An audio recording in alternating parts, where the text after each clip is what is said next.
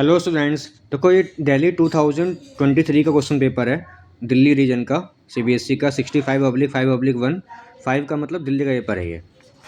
Open करते हैं। देखो 20 क्वेश्चन आएंगे मल्टीपल चॉइस। सेक्शन ए में 20 क्वेश्चन होते हैं बच्चे। 18 क्वेश्चन डायरेक्टली होंगे और 2 question assertion reason based question होंगे। क्वेश्चन नंबर 1 है, लेट ए इक्वल में 3,5 नंबर ऑफ रिफ्लेक्सिव रिलेशन निकालने हैं। तो नंबर ऑफ रिफ्लेक्सिव रिलेशन का फॉर्मूला होता है 2 की power n square minus n। तो 2 की पावर 2 स्क्वायर माइनस का 2, 2 की पावर 4 माइनस का 2, 2 की power 2, answer is 4। Option B correct है। क्वेश्चन नंबर 2 देखो बच्चे, सारे मल्टीपल चॉइस क्वेश्चन डिस्कस कर लेते हैं फटाफट जल्दी जल्दी। क्वेश्चन नंबर 2 में सिंपल इवेलुएट करना है। साइन π/3 प्लस ये π/6 की वैल्यू होती है, तो साइन 90 हो गया। साइन 90 की वैल्यू 1 होती है। क्वेश्चन नंबर 3, इसमें हमें एक इक्वेशन दे रखी है, ए इनवर्स निकालना है। दोनों साइड में ए इनवर्स की मल्टीप्लाई कर लो, आ जाएगा। क्वेश्चन नंबर 4 देख पा रहे होगे, बिल्कुल नॉर्मल क्वेश्चन है। A is equal to B square, तो बी स्क्वायर को ए के इक्वल करना है, वहाँ से आ जाएगी वैल्यू। क्वेश्चन नंबर 5 देख पा रहे हो बच्चे, इसमें अल्फा की वैल्यू निकालनी है, डिटर्मिनेंट ओपन करना है। Now see question number 6। Question number 6 में बच्चे डेरिवेटिव करना है, इसको डिफरेंशिएट करना है एक्स के रेस्पेक्ट में। नॉर्मल क्वेश्चन है भाई, इसको आप डिफरेंशिएट करो, एक्स के रेस्पेक्ट में नॉर्मल ही है। क्वेश्चन नंबर 7 में पूछ रहा है ग्रेटेस्ट इंटीजर फंक्शन है, ये कहाँ पे कंटिन्यूस होगा। तो ग्रेटेस्ट इंटीजर फंक्शन ना डेसिमल पे होता है कंटिन्यूस, तो इसका हो जाएगा decimal. x is equal to 1.5 answer होगा इसका। क्वेश्चन नंबर जो 8 है वो हमारा सिंपल पैरामेट्रिक फॉर्म है, तो एक बार दो बार डिफरेंशिएट करना है। क्वेश्चन नंबर 9 के अंदर इंटरवल निकालना है, तो फंक्शन को डिफरेंशिएट करो, 0 के इक्वल करो, फिर वहाँ से आएगा ये क्वेश्चन। क्योंकि फंक्शन को डिफरेंशिएट करते हैं, 0 के इक्वल करते हैं, वैल्यू आती है, then we make the table. Question number 10 integration का है, normal question. sec x into 10x से मल्टीप्लाई डिवाइड कर देंगे। क्वेश्चन नंबर 11 में x इज इक्वल टू 2 है, उस पर मॉडल्स को ब्रेक करेंगे, तो एक बार x माइनस का 2 पॉजिटिव, एक बार x माइनस का 2 नेगेटिव। तो -1 से लेकर 0 तक x माइनस का 2 नेगेटिव होगा, माइनस का 1 आ जाएगा। उसके बाद 0 से लेकर 1 तक 1 आ जाएगा पॉजिटिव, दोनों का अलग अलग इंटीग्रेट कर लेंगे। Now see question number 12, sum of order and degree निकालना है। तो बच्चे इसको डिफरेंशिएट करो इस इक्वेशन को, तो आ जाएगा 3 dy/dx का whole square into d²y/dx² equal में 0। तो यहाँ पे हो जाएगा ऑर्डर इज 2, डिग्री इज 1, सम इसका 3 आ गया। दो वैक्टर्स कॉलिनियर हैं। कॉलिनियर कब होते हैं पता है, जब वैक्टर्स प्रोपोर्शनल होते हैं, a1/b1, a2/b2, a3/b3। Question number 14 में हमें निकालना है मैग्नीट्यूड, आराम से आ जाएगा। अंडर रूट में कॉफिशिएंट ऑफ i का स्क्वायर, j का स्क्वायर, k का स्क्वायर। क्वेश्चन नंबर 15 में cos alpha, cos beta, cos gamma ऐसे करना है। क्वेश्चन नंबर 16 में बच्चे एंगल निकालना है, तो एंगल निकालने के लिए पहले आप उसके जो कॉफिशिएंट्स हैं उनसे डिवाइड कर दो। देखो 2x 3y माइनस का z, लाइन ठीक नहीं है, तो पहले हम क्या करेंगे, एलसीएम निकाल के हम 6 से डिवाइड कर देंगे फर्स्ट लाइन को, सेकंड लाइन को 12 से डिवाइड कर देंगे, और लाइन को हम स्टैंडर्ड फॉर्म में कन्वर्ट करके कॉस थीटा का फॉर्मूला अप्लाई करना है, a1 a2 b1 b2 c1 c2। Question number 17 में b/a निकालना है, तो p b इंटरसेक्शन a/pa सब कुछ हमें गिवन है, आराम से हम निकाल सकते हैं। नाउ सी क्वेश्चन नंबर 18 बच्चों। क्वेश्चन नंबर जो 18 है उसमें 5 फेयर कॉइन्स को हमने टॉस किया है, प्रोबेबिलिटी निकालनी है एटलीस्ट 1 हेड की। तो 5 फेयर कॉइन्स को टॉस किया है ना आपने, और प्रोबेबिलिटी आपको निकालनी है एटलीस्ट 1 हेड की। तो पहले आप 1 हेड की निकाल लो, 1/2। उसके बाद एटलीस्ट 1 हेड के निकालने के लिए हम लगाएंगे बर्नौलीज़ थ्योरम, कम से कम 1 हेड 2 हेड, तो मतलब 1 माइनस का 1/2 की पावर 5, तो 31/32। ऑप्शन सी आ जाएगा इसका। क्वेश्चन नंबर देखो 19 है, असर्शन रीजन बेस्ड क्वेश्चन है बच्चे, है ना, ये भी आप कर सकते हो आराम से, कोई दिक्कत नहीं है, क्योंकि इसमें बताने में तो बहुत टाइम लगेगा। क्वेश्चन नंबर 10 है, इसमें आपको लगानी है P3 प्रॉपर्टी लगानी है, A2B है ना, तो दैट इज़ A+B-X वाली प्रॉपर्टी होती है, F ब्रैकेट में A+B-X is equal to FX, वो लगाओगे उससे हो जाएगा, ओरिजिन में वो दी हुई है। अब आ जाओ क्वेश्चन नंबर 21 पे। देखो इसमें क्या कह रहा है, पूछ रहा है डोमेन एंड रेंज पूछ रहा है बच्चे, तो इसका डोमेन लिख दो। tan इनवर्स का डोमेन पता ही है ना, -π/2, π/2 ओपन इंटरवल, और इसकी रेंज, तो इसकी रेंज होगी, और डोमेन क्या होगा इसका, रियल नंबर। उसके बाद क्वेश्चन नंबर 22 में हमें करना है कि ये फंक्शन डिफरेंशिएबल नहीं है, तो पहले हम क्या करेंगे, राइट हैंड डेरिवेटिव निकालते हैं, लेफ्ट हैंड डेरिवेटिव निकालते हैं, अगर इक्वल है तो डिफरेंशिएबल है, अदरवाइज डिफरेंशिएबल नहीं है। क्वेश्चन नंबर 22 का बी पार्ट, इसमें हमें लैम्बडा की वैल्यू निकालनी है, फंक्शन हमारा कॉन्टीन्यूअस है। तो अब यहाँ देखो x इक्वल टू 0 पे तो 1 है, और नॉट इक्वल टू 0 का मतलब left hand limit right hand limit, तो हम सॉल्व करेंगे, लेफ्ट हैंड लिमिट को 1 के इक्वल करेंगे, लैम्बडा की वैल्यू आ जाएगी। क्वेश्चन नंबर 23 बहुत ही अच्छा क्वेश्चन है, सिंपल से एक लाइन दे रखी है, उसको स्केच करो और एरिया निकालो इंटीग्रेशन के थ्रू। क्वेश्चन नंबर 24 है बच्चे, ए गिवन है, बी गिवन है, ए क्रॉस बी एक यूनिट वेक्टर है, एंगल निकालना है, तो A cross B is equal to 1, A cross B का डायरेक्ट फॉर्मूला होता है ए का मैग्नीट्यूड, बी का magnitude sine theta into n क्या, वहाँ से आ जाएगा। बी वाले पार्ट में एरिया ऑफ पैरेललोग्राम निकालना है, A cross B direct formula होता है। क्वेश्चन नंबर 25 में बच्चे वेक्टर ऑफ कार्टेशियन इक्वेशंस निकालनी है, तो पहले इस लाइन को हम ठीक कर लेंगे। देखो 5x है, 7y है और 35z है। तो क्या करेंगे, जो coefficient of x, coefficient of y, coefficient of z से डिवाइड कर देंगे लाइंस को।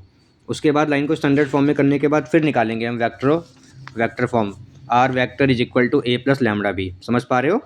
उसके बाद क्वेश्चन नंबर देखो 26 बच्चे। इसमें क्या है, बहुत सिंपल क्वेश्चन है, बहुत ही इंपॉर्टेंट क्वेश्चन है, बहुत ज़्यादा एग्जाम में आता है। एक मैट्रिक्स गिवन है 3x3 ऑर्डर की, और हमें प्रूव करना है a³ माइनस का 23a माइनस का 40i इक्वल में 0। तो बस हो जाएगा। क्वेश्चन नंबर 27 में इस वाले फंक्शन को इसके रेस्पेक्ट में डिफरेंशिएट करना है, और वाले पार्ट में हमें ये शो करना है। तो पहले सिंगल डेरिवेटिव फिर डबल डेरिवेटिव, ये पार्ट आ जाएगा। क्वेश्चन नंबर 28 में P4 अप्लाई करनी है पहले पार्ट में, और बी वाले पार्ट में हमें पार्शियल फ्रैक्शन लगाना है। 28 के ए पार्ट में क्या करना है, P4 लगानी है, आई मान के P4। बताइए ना P4 क्या होती है, fx is equal to F A minus X. उस दोनों को ऐड करोगे ना तो कट जाएगा और आराम से हो जाएगा। 28 के बी पार्ट में आप इसको ब्रेक कर लोगे। पहली बात तो देखो, जो न्यूमरेटर की पावर 4 है और डिनोमिनेटर की पावर 3 है, तो ये क्वेश्चन पार्शियल फ्रैक्शन का कंप्लीट है ही नहीं, इनकम्प्लीट पार्शियल फ्रैक्शन है। मतलब पहले हम इसको डिवाइड करेंगे और पार्शियल फ्रैक्शन वाले क्वेश्चन में कन्वर्ट करेंगे, फिर करेंगे। तो पहले दोनों की मल्टीप्लाई करना, नीचे वालों की, फिर डिवाइड करना, उसके बाद पार्शियल फ्रैक्शन का फॉर्मूला अप्लाई करना। उसके बाद क्वेश्चन नंबर 29 में y² इक्वल में 2x राइट पैराबोला और y is equal to x minus का 4 एक लाइन है। उन दोनों को बनाकर उन दोनों के जो बीच का एरिया है वो सेट करके हमें एरिया कैलकुलेट करना होगा। क्वेश्चन नंबर 30 के अंदर हमें निकालना है फुट ऑफ द परपेंडिकुलर, बहुत ही इंपॉर्टेंट है। क्वेश्चन नंबर जो 30 का बी वाला पार्ट है, उसमें आप दोनों साइड में स्क्वायरिंग कर लो, a प्लस बी प्लस सी का स्क्वायरिंग कर लो, उससे वहाँ से आ जाएगी वैल्यू। जब ए स्क्वायर करोगे ना, a का स्क्वायर बी का स्क्वायर सी का square plus 2ab plus 2bc plus 2c equal में 0, वहाँ से वैल्यू आ जाएगी। क्वेश्चन नंबर 31 में डिस्टेंस निकालना है दो लाइंस के बीच में। तो देखो ये क्वेश्चन बहुत कंफ्यूजिंग है, ये क्वेश्चन बहुत बच्चों को धोखा देता है। इसमें बच्चे एसडी वाला फॉर्मूला अप्लाई कर देते हैं, चेक नहीं करते कि लाइंस पैरेलल हैं कि स्क्यू हैं।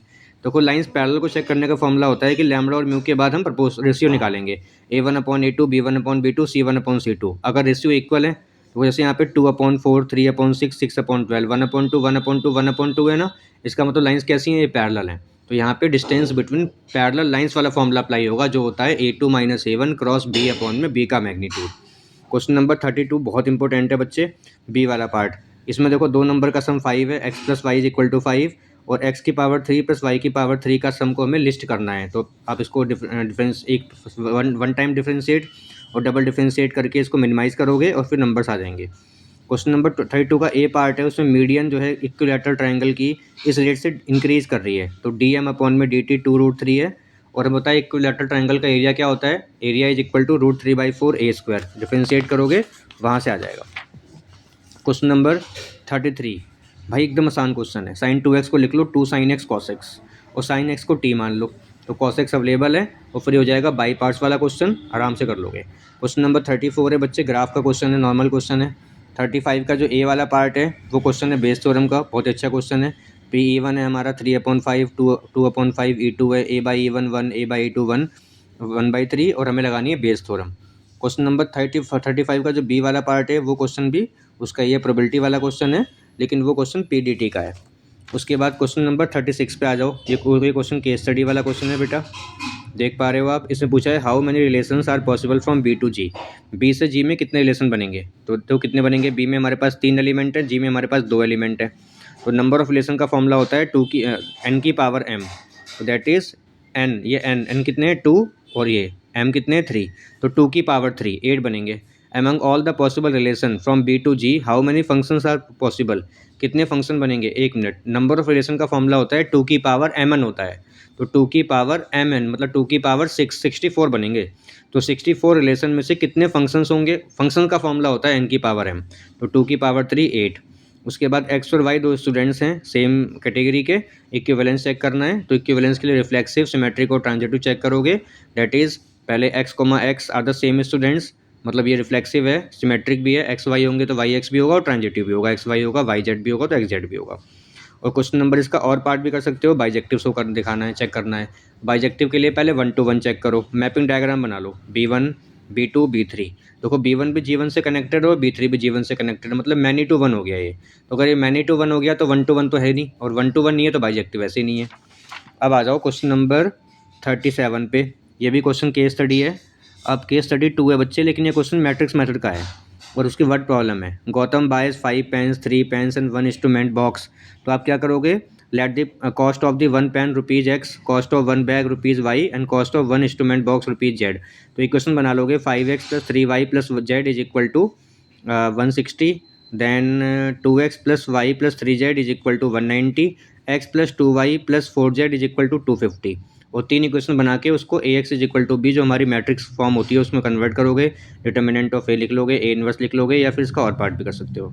उसमें क्या है, पी की वैल्यू निकालनी है और पी हमारा क्या है, ए स्क्वायर माइनस 5 है, तो पहले ए का स्क्वायर करोगे ए इंटू ए करके और 5 ए इंटू करके माइनस कर दोगे। थर्ड वाली case study, last case study है बच्चे, क्या है कि एक डिफरेंशियल इक्वेशन गिवन है होमोजीनियस फॉर्म की और उसको शो करना है कि वो होमोजीनियस है। तो शो करने के लिए बेटा क्या करते हैं, हम put lambda Y is equal to lambda Y and X is equal to lambda X. और दूसरा हमें सॉल्व करना है, तो सॉल्व करने के लिए वही let Y upon X is equal to V. तो ये आराम से जिन बच्चों को आता है वही कर पाएंगे, जिनको नहीं आता वो नहीं कर सकते। ये क्वेश्चन होमोजीनियस का डिफरेंशियल इक्वेशन हार्ड चैप्टर है, उसमें 3 अलग अलग टाइप्स होते हैं, variable separable, homogeneous linear equation और इंटीग्रेटिंग फैक्टर मेथड। इसको एलडीई भी कहते हैं, लीनियर डिफरेंशियल इक्वेशन मेथड। बच्चों प्लीज़ इस वीडियो को आप लाइक करो, मैक्सिमम स्टूडेंट तक शेयर करो और मेरे चैनल को सब्सक्राइब करो। All the best for the maths exam.